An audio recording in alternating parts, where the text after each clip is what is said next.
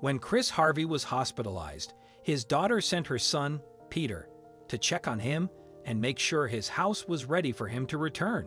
But Peter and his wife had another idea. Chris returned to see his home dilapidated, then heard something shocking from his grandson.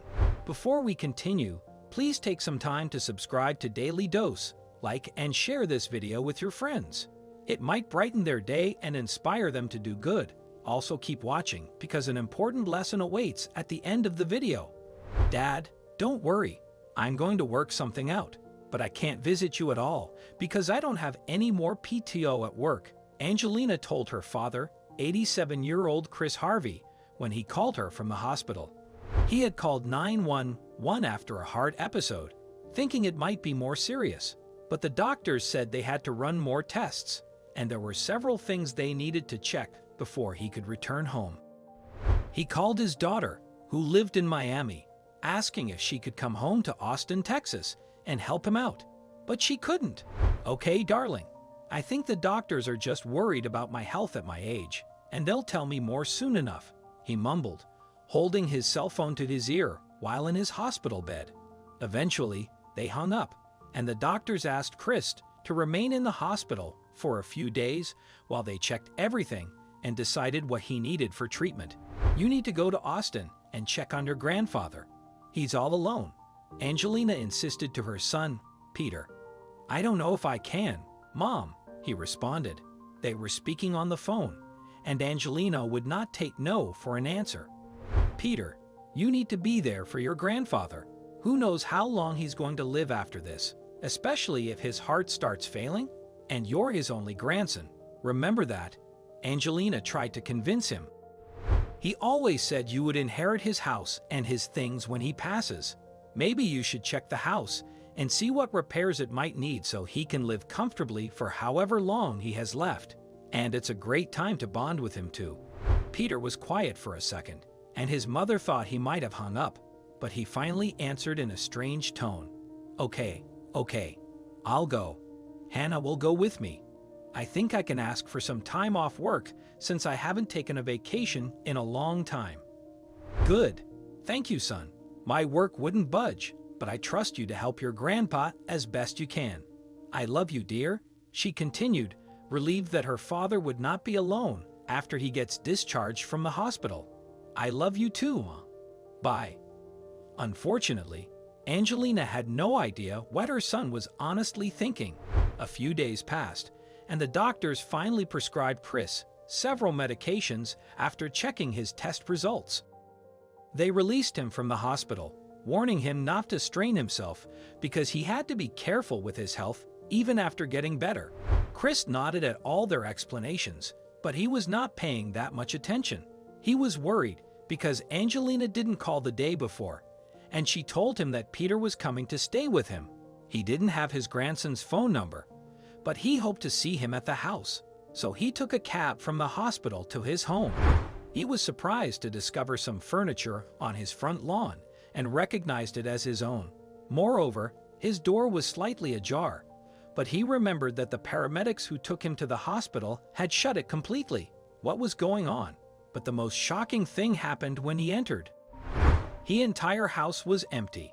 The paintings on his walls, his military memorabilia, his credenza, the kitchen table and chairs, everything he didn't see outside, they were all gone. There were several plastic sheets in some areas, as if someone was painting or doing some construction on the house. "Hello," he called out to the completely empty space and heard footsteps coming from the hallway where the bedrooms were. "Grandpa?" Peter asked, confused at seeing him, but Chris didn't pay any attention to that reaction. He breathed a sigh of relief. "Peter. Oh, thank God. I thought someone had broken in and taken everything I owned. What is happening here, my dear boy?" He asked his grandson and approached to give him a tight, manly hug. "Oh, well, yes. No one broke in," Peter mumbled, pursing his lips but returning the hug. Finally, Chris realized that he was acting strangely. "What's going on then?" Well, we actually wanted to surprise you," he started. "We? Yes, Hannah and I. She's here," Peter revealed and turned towards the hallway to call his wife. Honey. What? She came out, and her eyes widened when she spotted Chris. Mr. Harvey. Hello there. Hello, dear. It's so nice to see you. I haven't seen you since the wedding. Chris smiled at his grandson's wife and kissed her on the cheek. So tell me, what's going on with my house? Peter and Hannah exchanged a weird, quick, side-eye look, but Peter answered first. We wanted to remodel it before you left the hospital. It was in serious need of some TLC, and we hoped this would make you feel better, but you're out sooner than we expected. Chris smiled widely at the two young people in his living room, thinking how thoughtful they were. That's wonderful. Although I hope you guys are not spending much money. Oh no, don't worry. I know a guy, Hannah chimed in, placing her hands in her pockets. Her grin was awkward, but the older man didn't notice. Cool. What about my stuff? Where are they? They're currently in storage, except for a few things we want to replace as a gift. Those are outside waiting to be picked up by the garbage men.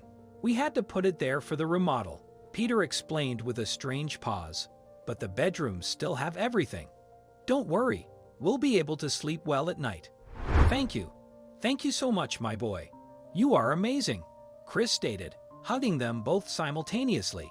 He was insanely happy to see family again and realized how much they cared for him to do something so thoughtful. Now listen, I have to get some prescriptions filled up, but I'll be back soon. Sure, Peter and Hannah said in unison and chuckled awkwardly.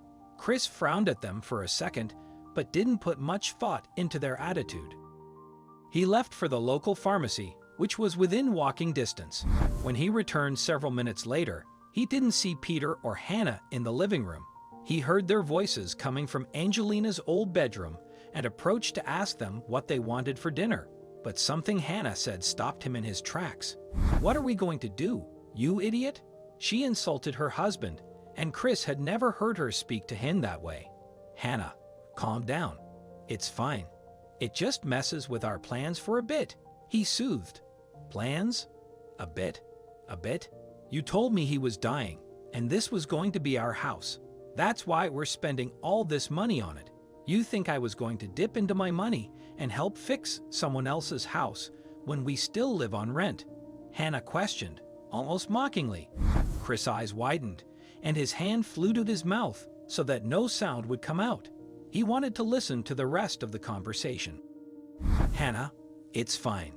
The house will be mine one day or another, and he has tons of money saved up. Just think of it as an investment, Peter assured, frustration dripping into his voice. But Hannah was outright angry. No, we are not going to spend another dime, and I don't care about him. Tomorrow, we're getting on a plane and going home. This was a waste of time. We can't leave this house like this. Yes, we can, and we will. That's final.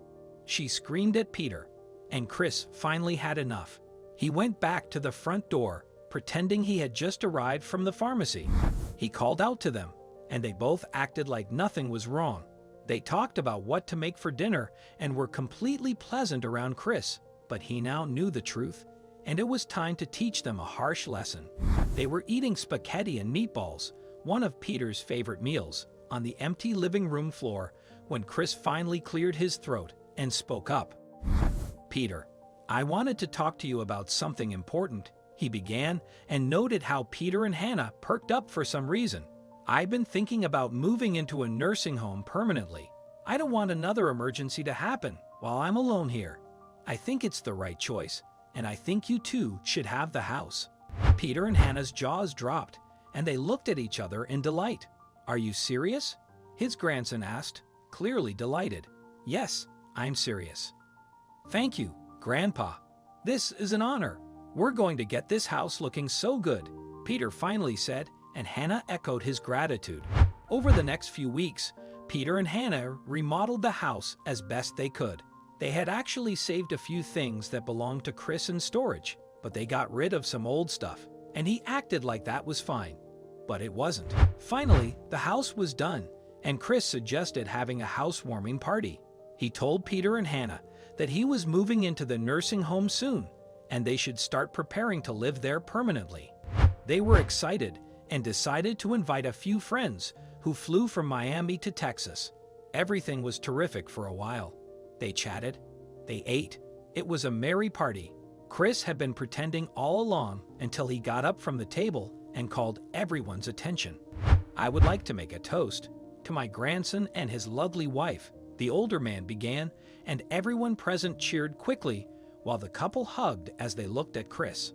"I wanted to thank them for all the work they've done on my house, because I'm going to enjoy it for the rest of my life." Because the couple's friends were under the impression that Chris was moving out, Chris's toast surprised them. Meanwhile, Peter and Hannah were stunned, confusion registering on their faces. "Did you know they came here under the impression that I was going to die soon? They remodeled the entire house, gave away some of my things, and started working on it thinking it was already their own. And when I returned from the hospital, which they didn't expect, they were going to just up and leave me here with a half-remodeled, empty house." He told all the guests, who started to notice how awkward the night was turning out to be. "Grandpa, why don't we speak privately for a second?" Peter suggested, but Chris shook his head. "No need. I heard you two speaking that day. So you two came here, telling your mother you were going to take care of me, but decided to take this house as your own instead. Well, that's never going to happen, Peter. I already revised my will. This house is going to charity when I'm gone," he revealed, shocking everyone. Hannah was red-faced and wanted to make a scene, but didn't want more embarrassment. Chris called everyone's attention once again. "Now," he cleared his throat and raised his voice, "everyone get out of my house right now before I call the police." Peter and Hannah's friends didn't have to be told twice. They scrambled to get away, and Peter kept yelling at Chris because he still wanted to get a word, but the older man didn't want to hear any explanations. "Get out," he demanded, and Peter and his wife left. The following day, Chris told Angelina precisely what her son had done and what they were planning together. He didn't tell her sooner because he knew it would break his daughter's heart, but she had to know now that everything was out there. Angelina was ashamed of her kid, but didn't like how Chris deceived them either. She couldn't do anything about it though. "You're right, Dad. It's your house. But are you comfortable severing your relationship with Peter just like that?" "Honey, he severed it the day he decided to kill me prematurely and claim my house. Watch out, because who knows what they might do with you," he warned his daughter, and their conversation ended. Chris lived for 11 more years, and as he intended, his lawyer sold his house and donated the proceeds, along with the rest of Chris's estate, to a charity for senior citizens. The moral of this story is that no one should feel entitled to someone else's property. Peter assumed that the house was already his and didn't care about his grandfather's health. Sometimes, cutting off some family members is the best option for your own good. Chris severed ties with his grandson because of his actions and didn't look back. Share this story with your friends. It might brighten their day and inspire them.